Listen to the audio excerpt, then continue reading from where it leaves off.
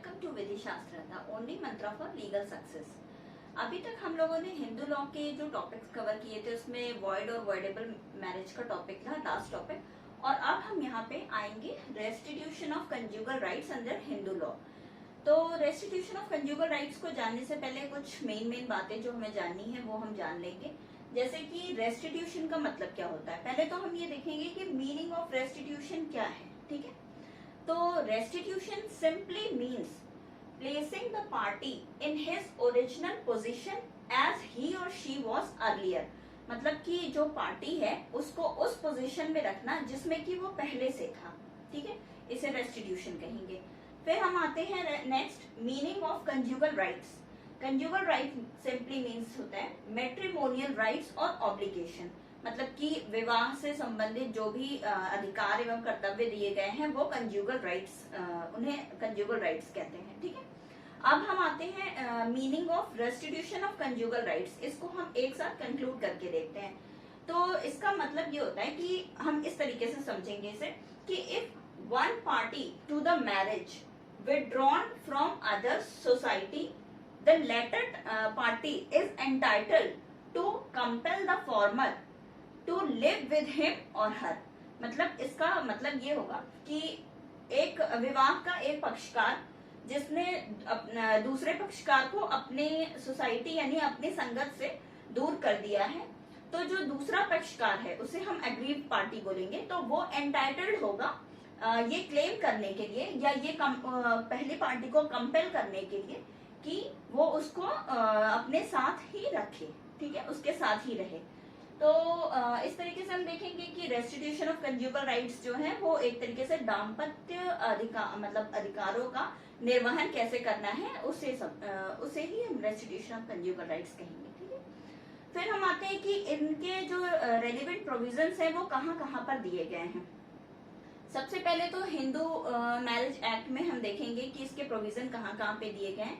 तो सबसे पहले सेक्शन 9, जिसमें कि मेन प्रोविजन ये रेस्टिट्यूशन ऑफ कंज्यूगल राइट्स के बारे में बात करता है। उसके बाद सेक्शन 23 का क्लॉज 1 का sub clause C, D and E, इसमें भी हम रेस्टिट्यूशन ऑफ कंज्यूगल राइट्स से रिलेटेड मैटर्स देखेंगे।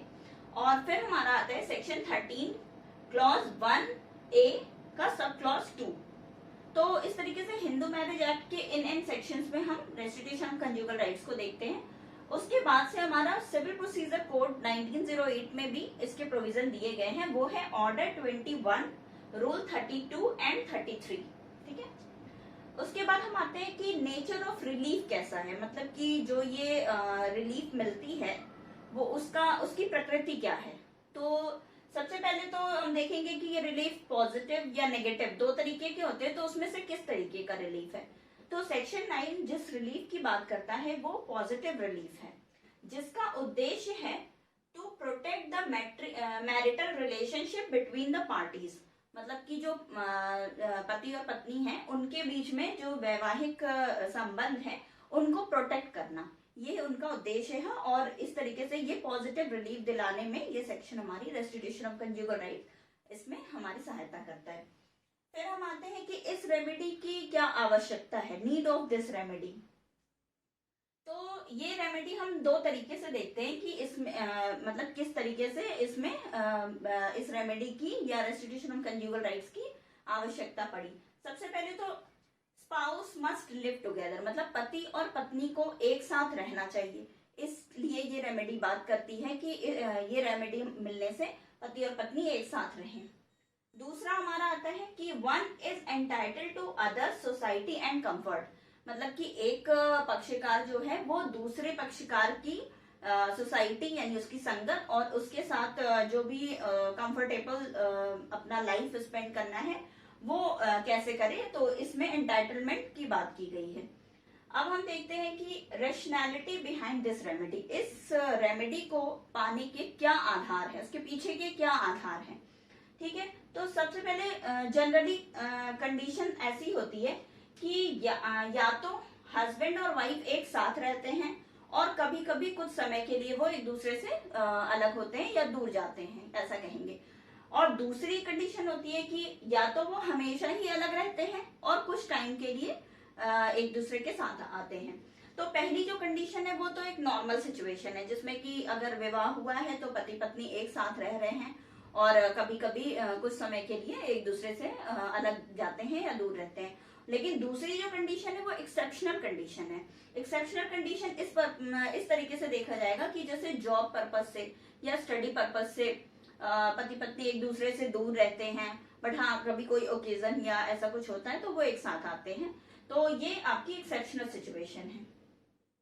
और इसमें ये देखा गया है कि अगर if there is absence of mutual understanding between the parties, अगर दोनों पार्टीज में म्यूचुअल अंडरस्टैंडिंग का अभाव है, तो जो एग्री पार्टी है is entitled to claim this remedy. तो एग्री पार्टी जिसको कि विड्रॉन किया गया है वो एंटाइटल्ड होती है टू क्लेम दिस रेमेडी, इस रेमेडी को पाने के लिए। लेकिन इसके लिए भी कुछ कंडीशंस बताई गई हैं जिनका फुलफिल होना आवश्यक है। पहली कंडीशन ये है कि if one of the spouse withdrawn the other from his और हर सोसाइटी परमानेंटली, मतलब कि एक पक्षकार ने दूसरे पक्षकार को परमानेंटली ही मतलब अपनी सोसाइटी से दूर कर दिया है, छोड़ दिया है, उसे उसका त्याग कर दिया है। और दूसरी कंडीशन होती है कि ऐसा जो withdrawal, such withdrawal must be made without reasonable excuse, मतलब ऐसा करने के पीछे उसका कोई रीजनेबल एक्सक्यूज नहीं रहा है, कोई वैलिड कारण कह लीजिए वो नहीं रहा है, और फिर भी उसने उसे विड्रॉल कर दिया है। तो इस तरीके की कंडीशंस जब होती है तो एग्री पार्टी एंटाइटल होती है कि वो इस रेमेडी को पाने के लिए अपना पिटीशन फाइल करे। ओके,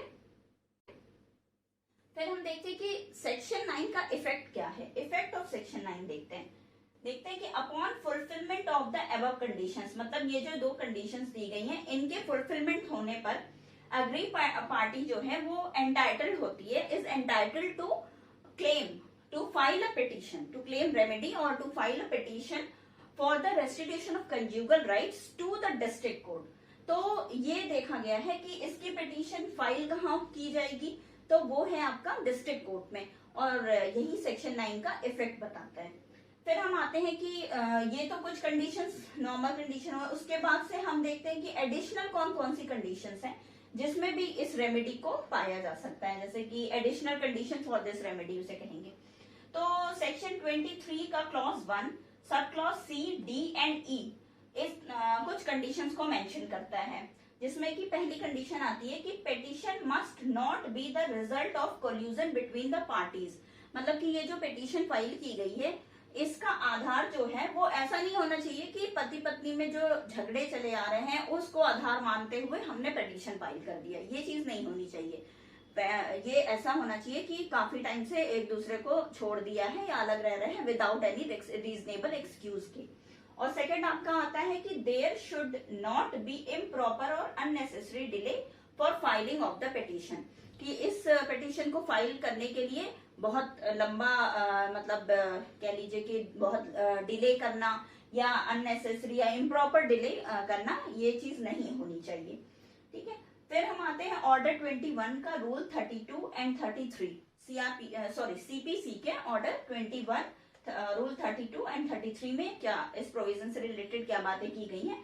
तो इसमें बताया गया कि mode of execution of decree for restitution of conjugal rights, तो इसमें तरीके बताए गए हैं कि इस डिक्री को एग्जीक्यूट कराने के कौन कौन से तरीके हैं। पहले तो ये जान ले कि ये जो डिक्री है इसको एग्जीक्यूट ही क्यों कराना है। इसमें यह है कि if party has opportunity to obey the decree, मतलब अगर पक्षकार को ये अपॉर्चुनिटी दी गई है कि वो इस डिक्री का पालन करे, रेस्टिट्यूशन ऑफ कंज्यूगल राइट्स की डिक्री का पालन करे, लेकिन वो but he wilfully failed to obey, इसका मतलब कि वो जानबूझकर ओबे नहीं करना, उसका पालन नहीं करना चाहता है उस डिक्री का। तो कौन कौन सी ऐसी मोड्स आएंगे जिसमें कि इस डिक्री को एग्जीक्यूट किया जा सकता है। तो सबसे पहले आती है कि by attachment of his property, या तो उसकी प्रॉपर्टी को अटैच कर लिया जाए, या by his retention in civil prison, या तो उसे सिविल प्रिजन में सिविल जो कारागार होते हैं उसमें डिटेन किया जाए, या फिर इन दोनों तरीके में से कोई भी। तो इस तरीके से देखा गया है कि रेस्टिट्यूशन ऑफ कंज्यूगल राइट्स को कैसे कैसे हम एक रेमेडी के रूप में जानते हैं, उसके बाद उस रेमेडी को पाने के लिए पिटीशन कैसे फाइल करते हैं, और पिटीशन कहाँ फाइल किया जाता है, डिस्ट्रिक्ट कोर्ट में, और जो एडिशनल कंडीशंस में आपके सीपीसी से रिलेटेड प्रोविजन दिए हैं वो भी हम इसमें डिस्कस करते हैं कि मोड क्या है एग्जीक्यूशन ऑफ डिक्री का। तो इस तरीके से हमारा रेस्टिट्यूशन ऑफ कंज्यूगल राइट्स का ये पार्ट यहाँ पे इतना ही है। और उसके बाद से हम देखेंगे कि इसमें और भी क्या इसकी कॉन्स्टिट्यूशनल वैलिडिटी किस किस केस में कैसे डिस्कस किया गया है, तो इसको हम नेक्स्ट वीडियो में कवर करते हैं। होप आपको ये कंसेप्ट अच्छे से समझ में आ गया होगा। So thank you so much.